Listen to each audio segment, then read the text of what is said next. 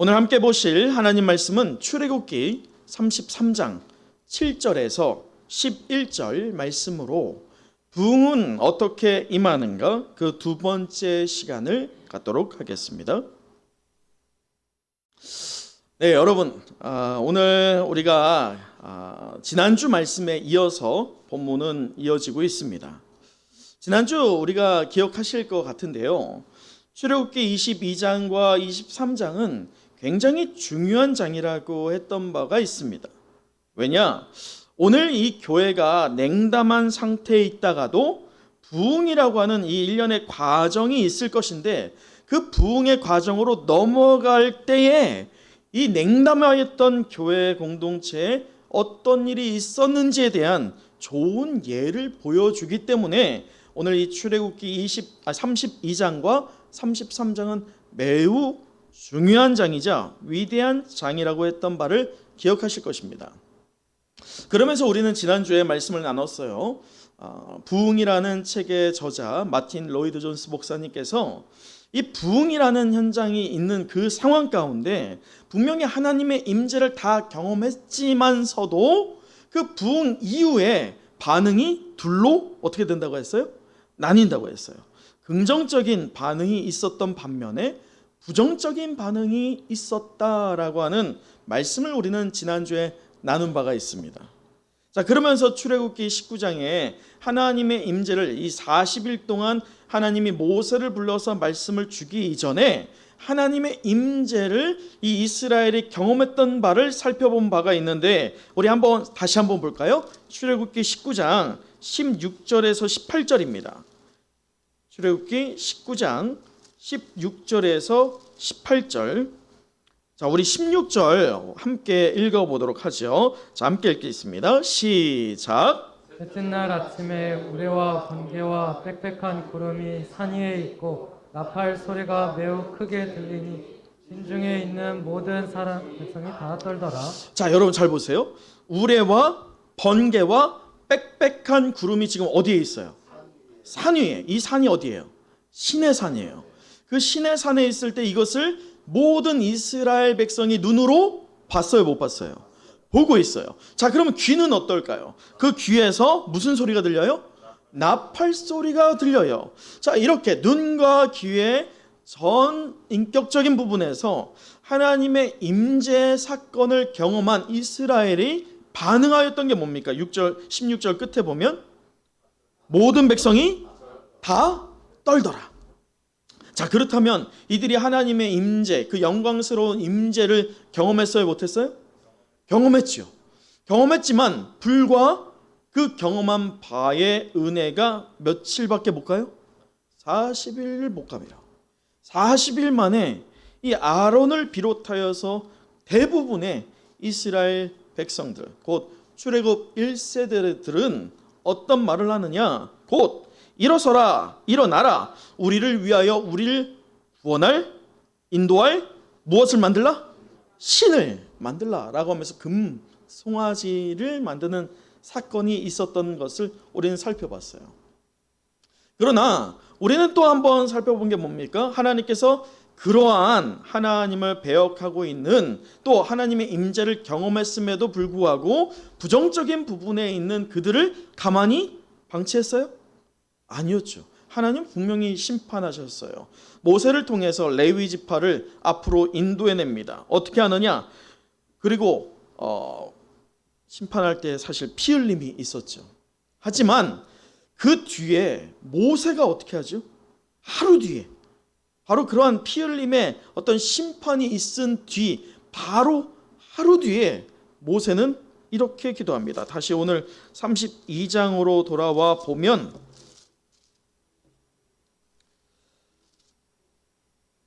32장 32절이에요. 32장 32절 우리 함께 또 읽어볼까요? 자, 시작. 그러나 이제 그들의 죄를 사하시옵소서.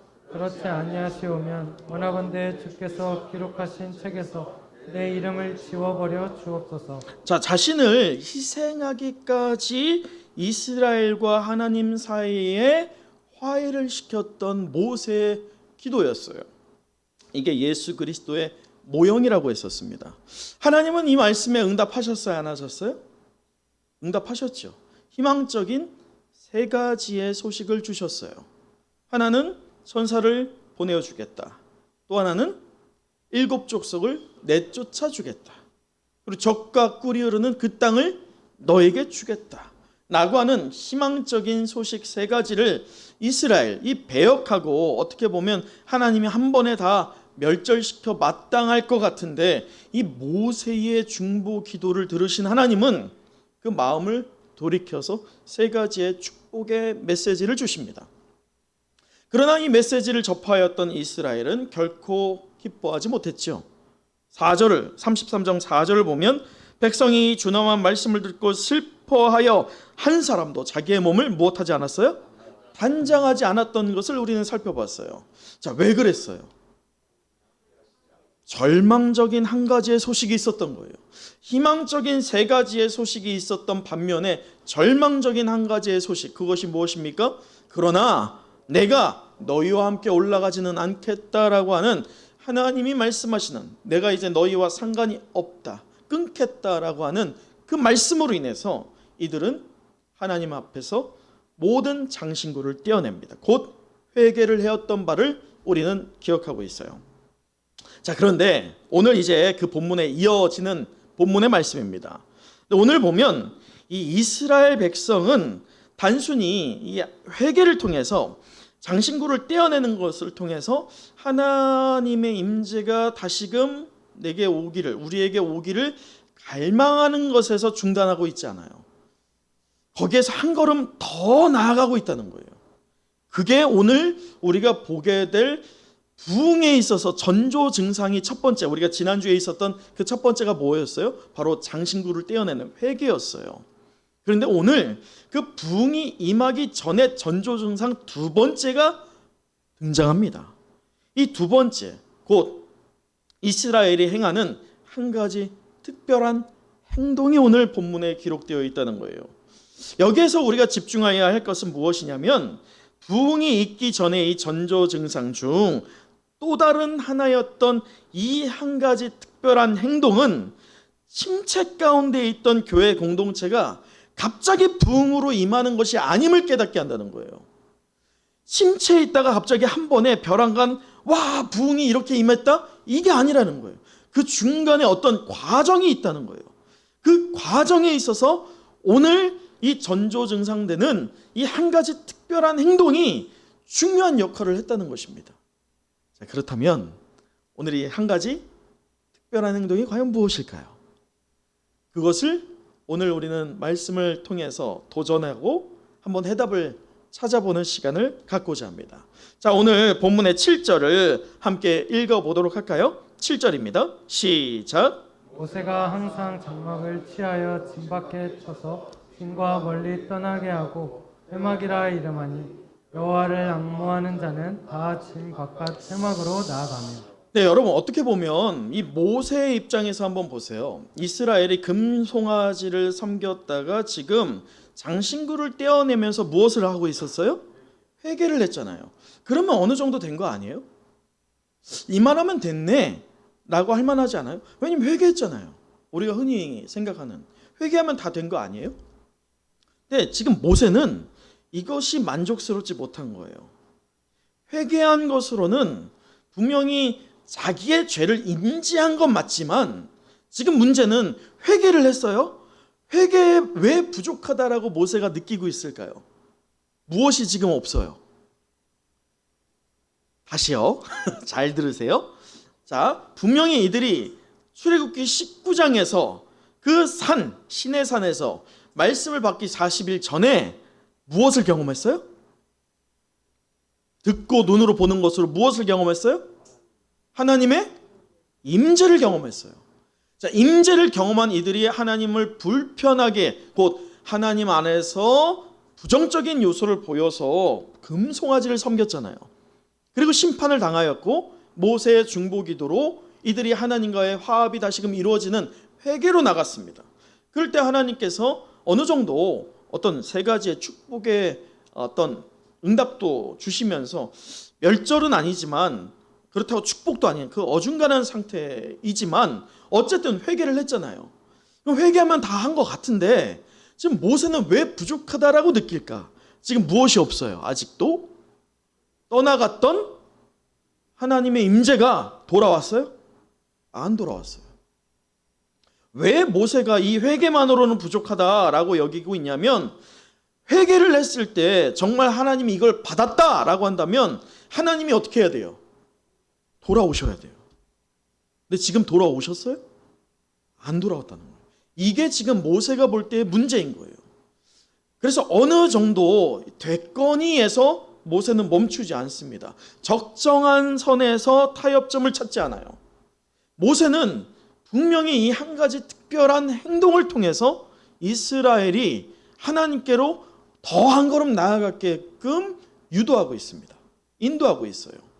자, 그게 뭐냐? 제가 계속 답을 얘기하지 않고 계속 끌고 가고 있네요. 자, 다시 한번 7절을 읽어보도록 할까요? 모세가 이 특별한 행위를 하기 위해서 명령을 내리는데 7절 다시 읽어보도록 하죠. 시작. 모세가 항상 장막을 취하여 진 밖에 쳐서 진과 멀리 떠나게 하고 회막이라 이름하니 여호와를 앙모하는 자는 다 진 바깥 회막으로 나아가며. 자, 모세가 지금 무엇을 명령합니까? 장막을 진 밖에 친다라고 해요. 여러분, 장막은 여기에서 이제 회막이라고 우리가 통용할 수 있는데, 사실은 이 회막은 우리가 보통 이 출애굽기 말고 레위기나 신명기에 이르러서 회막이 나오는데, 그때의 회막은 어떤 회막이에요? 무엇이 있는 회막입니까? 뭐가 있어요? 언약궤가 있는 회막이에요. 곧 하나님이 임재한 곳입니다. 그런데 지금 당장은 이 회막이 있어요, 없어요? 왜 없어요? 이제 막 받았잖아요. 막 받았기 때문에 회막이라는 존재가 없어요. 그런데 지금 이 회막을 얘기하고 있는 것은, 이 회막은 하나님의 언약궤가 있기 이전에 이스라엘 성도라고 한다면 누구나 자유스럽게 하나님과 대화의 장소로 사용했던 곳입니다. 그래서 진중에 한 가운데 있었어요. 누구나 올 수 있게끔 그 진의 가운데점에 있었던 게 회막입니다. 그런데 문제는 지금 의아한 게 뭐예요? 그렇게 진중 가운데 있어야 할 회막을 모세가 진 밖으로 빼고 있어요. 이 이유가 뭘까요? 사람들이 근접하게 올 수 있으려면 가장 원활한 곳, 가운데가 가장 맞을 것 같아요. 그런데 문제는 모세가 어찌된 일인지 진 한가운데 있던 그 회막을 걷어들이고 진 밖으로 빼고 있다는 거예요. 이것이 우리가 눈여겨봐야 할 점이라는 겁니다. 그런데 이 해답을 찾기 이전에 더 중요한 게 뭐냐? 모세는요, 하나님 앞에 죄를 지었던 이 이스라엘이 슬퍼하면서 장신구를 떼어내는 이 회개, 그것을 분명히 기뻐할 수 있었겠죠. 왜냐하면 이들이 돌이키니까 말이죠. 그런데 왜 모세는 그것에 만족하지 못하였느냐? 앞서 말한 것처럼 하나님의 임재가 여전히 부재하기 때문이에요. 그래서 모세는 진영 밖에 기도의 처소를 세우는 겁니다. 근데 그 진영 밖에 세울 때 여러분 잘 봐요. 말씀을 보세요. 우리가 24시간 릴레이로 하는 기도에 사람들을 세우고 있어요? 또는 어떤 사람이 기도 많이 하니까 저 사람의 기념비적으로 이름을 새겨주고 있어요? 여러분, 오늘날 교회들은 릴레이 기도를 가장한 채 정말 선한 의도의 릴레이 기도가 아니라 나를 드러내기 위한 릴레이 기도와, 또한 뭔가 교회가 할 때 헌금 많이 한 사람, 헌신 많이 한 사람을 그 현판 아래에 이름을 기록해 주는 것이 마치 축복인 것처럼 여기고 있습니다. 그렇게 될 때 부흥은 있지 않았어요. 근데 오늘 말씀을 보세요. 이 모세가 진 한가운데가 아니라 진 밖으로 회막을 옮겼어요. 하나님과 만나는 기도의 처소를 말이죠. 근데 그 진 밖으로 옮겼다는 것은 여기에 나오는 부분에 불편함이 있습니다. 그리고 사람에게 보이려고 나오는 게 아니었어요. 하나님께 지금 이 심각성, 내 영혼의 심각성, 곧 하나님이 나를 떠났구나라고 하는 그 심각성 때문에 자진하여서 자발적으로 하나님께 나오는 장소를 모세가 마련한 것입니다. 자, 그러면 해답은 이거예요. 왜 그렇다면 진 밖으로 이 회막을 옮겼을까? 모세는요, 영적인 안목으로 보았을 때요, 지금 이 진 중 모두가 하나님 앞에 무엇을 저질렀어요? 죄를 저질렀어요. 그러면 그 진 자체가 죄에 있다라고 한다면 그 진 한가운데 있는 회막 역시나 어떤 자리가 됩니까? 죄가 가득한 자리가 되는 거예요. 그래서 모세는 서둘러서 진 한가운데 있던 회막을 걷어들이고 이 죄가 온전히 아직도 여전히 머물고 있는 그 진중이 아닌 진 밖으로 장소를 구별하는 거예요. 그래서 그 구별한 것을 무엇을 원하는 것이냐? 이 부담을 가졌던 사람들이 일어나서 하나님께 나오기를 원했던 거예요. 부정에서 벗어나고 그리고 죄악된 분위기에서 떠나야 하기를 결단하게끔 유도하기 위해서 진 밖으로 빼낸 겁니다. 여러분, 여기에서 핵심이 무엇이냐? 어찌 보면 분리시키는 게 참 중요하지요. 죄의 자리와 기도의 자리를 분리시키는 것 말입니다. 근데 가장 더 중요한 게 무엇이냐면 본질이 있었다는 거예요. 본질이. 그 본질의 행위가 뭐예요? 왜 진 밖으로 옮겼어요? 무엇하기 위해서예요? 기도하기 위해서예요. 곧 기도에 집중하기 위해서였고, 죄와는 이제 단절하고 이전의 삶과는 내가 구별하겠다라고 하는 결단의 자리를 마련했다는 것입니다. 그게 이 핵심이에요. 근데 누가 억지로 순번을 정했어요? 아니었어요. 자원하는 마음으로 왔고, 모세가 알고 있는, 모세가 깨닫고 있는, 모세가 느끼고 있는 것과 동일하게 느끼는 자들, 곧 하나님의 임재가 우리를 떠났구나, 이거 어떻게 해야 될까? 하나님, 우리는 죄인입니다. 내가 하나님 앞에 엎드려지겠사오니 주님 어떻게 해달라고? 다시 와주십시오 라고 기도하는 자들이 몰려들게 되었다는 거예요. 아주 중요한 거예요. 이스라엘을 위해서 중보할 마음이 퍼져가는 이 바라는 마음, 그리고 죄악된 곳과 철저하게 분리된 진영 밖에 회막을 세운 그 이유가 오늘 이스라엘 전체에게 퍼져가고 있어요. 이는 마치 우리 은성교회가 세워진 목적과도 같습니다. 오늘 신수기 집사님께서 기도해 주셨지만, 여러분, 우리가 이 교회가 이곳에 세워진 이유가 무엇입니까?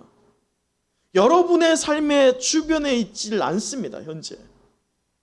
그렇다면 우리가 의미부여를 해본다면 내 삶과 구별되는 곳이 바로 이 예배 처소되길 간절히 소망합니다. 여러분, 우리의 삶은, 일상의 삶은요, 죄악 가운데 있어요. 여러분의 365일 가운데 얼마나 우리가 시간적인 것으로 따져봤을 때 교회에서 여러분이 헌신하고 예배하고 기도하고 계십니까? 보편적인 우리의 대부분의 시간은 여러분의 일상의 자리에서 이루어지게 되어 있습니다. 문제는 그 일상의 자리가 죄악 가운데 여전히 있다라고 한다면 그곳에서 드려지는 예배와 그곳에서 드려지는 기도 역시나 온전해야 안 해요? 안 하다는 거예요. 그래서 저는 이 온라인 예배가 온전치 않다는 거예요. 온전한 예배는 몸된 교회에 나오는 것이어야 됩니다. 왜냐? 구별된 곳이에요. 그래서 내가 구별하여서 내 삶과 완전히 단절해서 하나님께 집중하겠습니다. 그래서 내가 이 예배 가운데 누구를 만나겠다? 하나님을 만나겠습니다. 또 무엇을 경험하겠다? 하나님의 무엇을? 임재를 내가 경험하겠습니다. 그것이 바로 우리가 드리는 이 예배여야 할 줄 믿습니다. 그러므로 우리 은성의 모든 영가족 여러분, 우리가 코로나로 어려움이 있지만요, 그럼에도 우리의 예배의 본질이 우리에게서 회복되기를 간절히 소망합니다. 우리가 이 예배 가운데 나와서 하나님과의 관계를 친밀하게 다시금 다져가며 또 하나님의 임재를 우리가 경험하는 이 장소가 되며 또 우리의 일상이 아니라 이 죄와 구별되어서 기도에 집중하는 처소가 바로 우리 은성교회가 되길 간절히 소망합니다. 그래서 우리가 예배를 드릴 때에 누구에게 억지로 드리는 것이 아니라, 또는 순번을 정해서도 아니라, 또는 사람에게 보여서도 아니고 하나님과 우리가 자연스러운 하나님의 그 사랑하심과 풍부하신 넘치심, 그러한 마음을 우리가 느끼는 예배드리는 저와 여러분, 우리 은성의 모든 영가족 되길 간절히 축원합니다. 이 시간 서로를 향해서 한번 축복해 보세요. 참 잘 오셨습니다. 은혜 많이 받으세요. 하나님이 당신을 사랑하십니다. 이곳이 바로 당신이 예배해야 할 자리입니다. 할렐루야. 아멘. 우리 하나님께 영광의 박수 올립니다. 여러분, 맞아요. 교회는 바로 그 의미가 있어야 돼요. 왜 우리가 교회에 나와야 되냐고요? 세상과 구별되어야 되기 때문이에요. 죄의 자리와는 분명히 단절해야 되기 때문이에요. 우리의 자리에서 예배 드릴 때, 우리의 자리에서 기도할 때 그거는 부족하다는 거예요. 분명히 구별됨이 필요하다는 것이죠. 자, 그런데 우리 한번 8절을 보세요. 놀라운 일이 일어나고 있어요. 우리 한번 8절 또 읽어보도록 하겠습니다. 시작. 모세가 회막으로 나아갈 때에는 백성이 다 일어나 자기 장막문에 서서 모세가 회막에 들어가기까지 바라보며. 여러분, 이 8절을 보면 모세를 비롯해서 이제 이 이스라엘이 이렇게 죄악된 자리와 분리하고 자신들의 현재의 영적인 주소를 바르게 인식할 때에 이 기도의 자리로 그렇게 나올 때에 나오는 현상이 드러나고 있어요. 자, 보세요. 자기 자신을 희생하면서까지 이스라엘과 하나님 사이를 화해케 하였던 모세가 회막에 들어갈 때, 이 이스라엘의 대표성을 가지고 하나님께 나아갈 때 전체 이것을 보고 있던 이스라엘은 어떻게 반응합니까? 어떤 행위를 하고 있어요? 자, 8절 다시 한번 읽어보세요. 자, 시작. 모세가 회막으로 나아갈 때에는 백성이 다 일어나 자기 장막문에 서서 모세가 회막에 들어가기까지 바라보며. 여러분, 지금 무슨 행위를 하고 있어요? 다 일어났어요. 여러분, 이 행위는 느헤미야에서도 보여집니다. 느헤미야가 성벽을 수축하고 나서 그리고 학사 에스라를 모시고 와서는 하나님의 말씀을 전하게 합니다. 그럴 때 백성 위에 서서 에스라가 말이죠, 그들 목전에 하나님의 말씀이 기록된 이 책을 펼 때에 이스라엘 사람들이 어떻게 되겠죠? 다 일어나요. 강론이 끝날 때까지 앉질 않습니다. 여러분, 느헤미야 때 왜 그들이 책을 펼 때에 일어납니까? 그것이 에스라 때문이었습니까? 아니었어요. 그들을 떠났던 하나님의 임재가 이 말씀을 펴는 그 순간, 말씀이 선포됨을 통해서 우리 가운데 다시 온다라고 하는 그 믿음의 확신, 곧 하나님을 경외하는 믿음의 반응으로 그들은 일어난 것이에요. 겸손의 반응이죠. 그 반응이 오늘 누구에게 일어나고 있어요? 모세에게 일어나고 있어요. 모세가 하나님께 정말 그가 지고 있는 짐이 얼마나 무거웠겠습니까? 그러나 그 짐을 지고 회막 가운데 하나님께 나아갈 때 이스라엘 백성은 모두 다 일어납니다. 곧 이스라엘 백성은 현재 다시금 마음이 하나가 되어서 하나님의 경외심을 회복하고 있는 것이에요. 할렐루야. 오늘 우리가 예배를 드리는 이 순간, 제가 설교를 할 때 여러분도 다 일어나게 될 줄 믿습니다. 안 일어났어요. 왜? 여러분, 우리의 영이 일어나야 돼요. 육은 쇠하여질지 모르지만 영은 날로 새로워져가는 우리 은성의 모든 영가족 되길 원합니다. 우리의 영이 살아 요동칠 때면 능치 못할 일이 없을 줄 믿습니다. 그것을 하나님께서 약속하시고 보증하셨다는 것입니다. 자, 그럴 때에 여러분, 이렇게 잃어버렸던 하나님을 향한 존경과 경외가 회복되니까 어떤 일이 일어날까요? 9절을 보시죠. 모세가 회막에 들어갈 때에 구름 기둥이 내려 회막 문에 서며 여호와께서 모세와 말씀하시니. 여러분, 시내산 정상을 덮고 있던 그 구름, 하나님의 임재의 상징이 되었던 그 구름이 이스라엘이 잃어버린 하나님을 향한 경외심, 곧 그 부흥이 있기 전에 전조 증상되었던 회개와 하나님 앞에 간절히 기도하는 것, 무엇이 임하기를? 하나님의 떠나버린 임재가 다시금 우리에게 임하기를 한마음 되어서 외쳐댈 때에 하나님의 떠나갔던 임재가 다시금 도래하였다는 것입니다. 여러분, 그토록 갈망하였던 하나님의 임재가 다시 허락되었음을 목도한 모든 이스라엘이 어떻게 반응할까요? 우리 10절 읽어보도록 하겠습니다. 10절입니다. 시작. 모든 백성이 회막문에 구름 기둥이 서 있는 것을 보고 다 일어나 각기 장막문에 서서 예배하며. 분명히 출애굽기 19장에 이들이 눈으로 보았던 그 하나님의 임재를 지금 다시금 다시 보고 있어요. 재경험하고 있습니다. 근데 여기에서 흥미로운 게 있어요. 뭐냐면 원어를 보면 흥미로운 게 뭐냐면요, 우리가 32장에 보았을 때 8절 보세요. 32장 8절. 32장 8절을 보면 그들이 내가 그들에게 명령할 길을 속히 떠나 자기를 위하여 송아지를 부어 만들고 그것을 무엇하며? 예배라고 하는 말을 썼죠. 우리 한글은 예배라고 하는 말이 공통적이지만 히브리어에서는 예배라는 말들이 조금씩 다릅니다. 여기에서 쓰여졌던 예배라고 하는 단어는 샤하라고 하는 말로 낮아지다, 엎드려지다 그 말이거든요. 근데 이것을 우상 숭배에 사용했어요. 근데 오늘 본문에 10절로 다시 와보세요. 10절, 33장 10절을 보면 모든 백성이 회막 문에 구름 기둥이 서 있는 것을 보고 다 일어나 각기 장막 문에 서서 무엇했어요? 예배. 이 예배 역시나 고의적으로 모세가 사하라고 하는 단어를 똑같이 씁니다. 이 의미는 뭐냐면 우상 숭배, 곧 금신상을 부어서 그것이 마치 우리를 구원할 신이다라고 하였던 이 예배하였던 자들이 완전히 그들의 인생의 조명이 우상을 숭배하던 그 금송아지에게서 누구로 완전히 변했다는 것을 의미합니까? 하나님께로 완전히 돌이켜졌다는 것을 말합니다. 조금도 남김없이 완전히 돌아섰음을 의도하고선 샤하라고 하는 이 단어를 사용하고 있어요. 저는 우리 은성교회에 부흥이 임하기를 간절히 사모합니다. 여러분 역시나 우리 교회에 부흥이 임하기를 사모하실 줄 믿습니다. 그런데 부흥이 있기 전에 반드시 그 전조 증상이 있어야 했다는 것을 잊지 마십시오.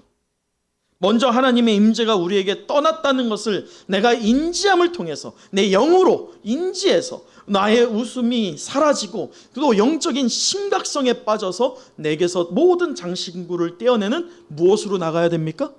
회개로 나가야 돼요. 그러나 그것으로는 멈추지 않습니다. 왜냐? 그것으로는 하나님의 임재가 돌아오지 않아요.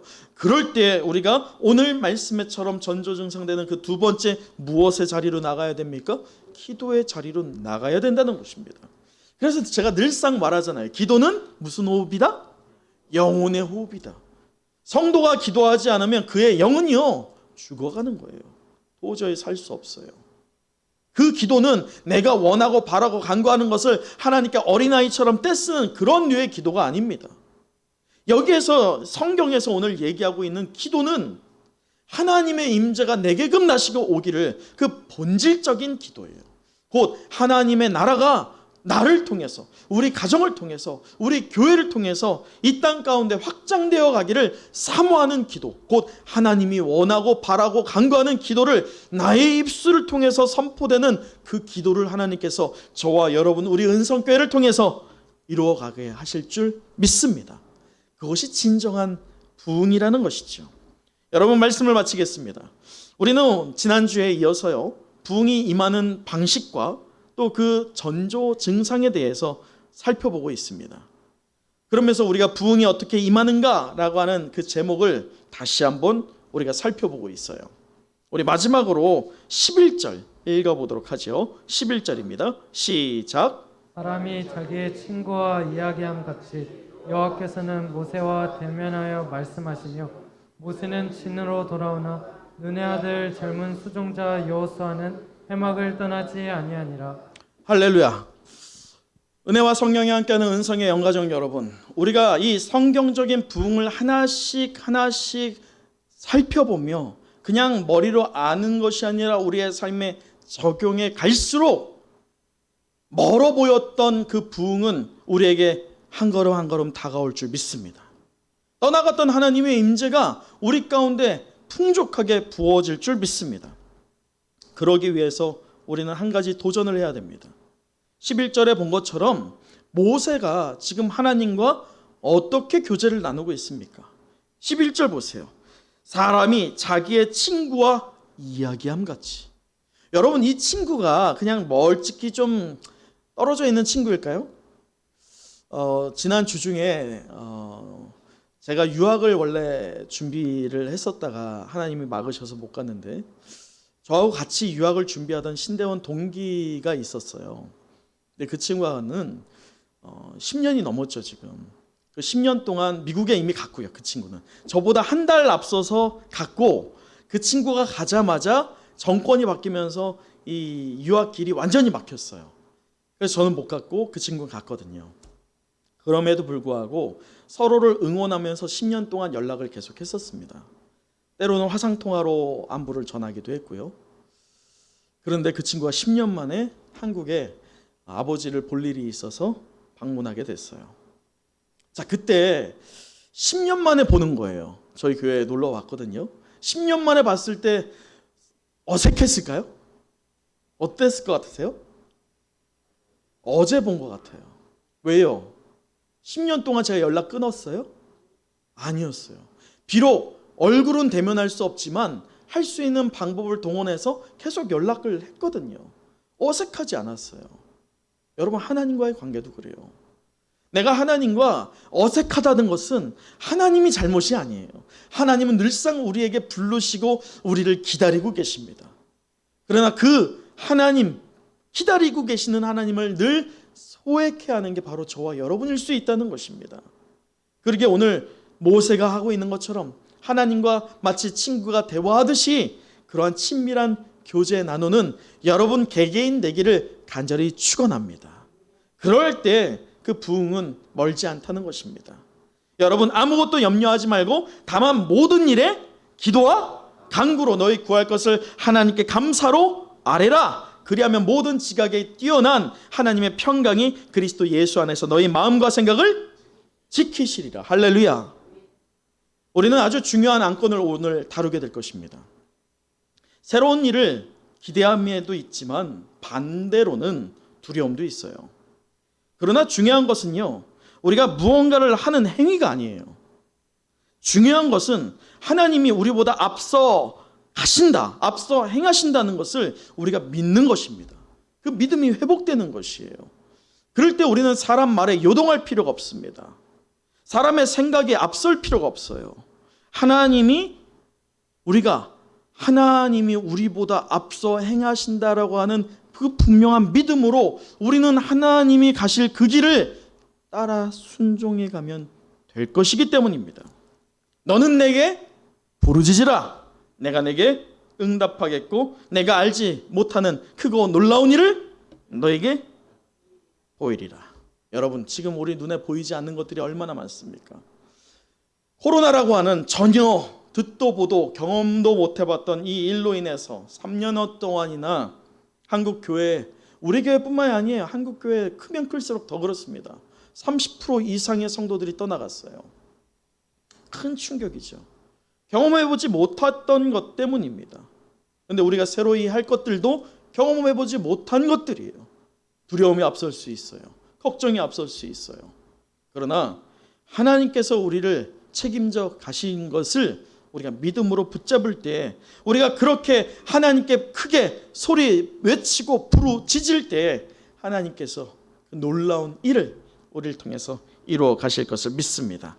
구름 기둥이 돌아오는 것으로 이스라엘이 잊고 있던 하나님 아버지의 따뜻함과 그 부드러움과 새로운 기대감과 자유함을 누리게 되었던 것처럼, 오늘 하나님께서 우리에게, 우리 은성교회에게 허락하여 주실 이 부분, 곧 하나님의 임재를 통해서 우리가 하나님께 영광 올려드릴 때 우리 역시나 그 따뜻하게 품 안에 품어주시는 하나님을 친밀하게 경험하게 되는 날이 우리에게 도래하기를 간절히 사모합니다. 기도하겠습니다.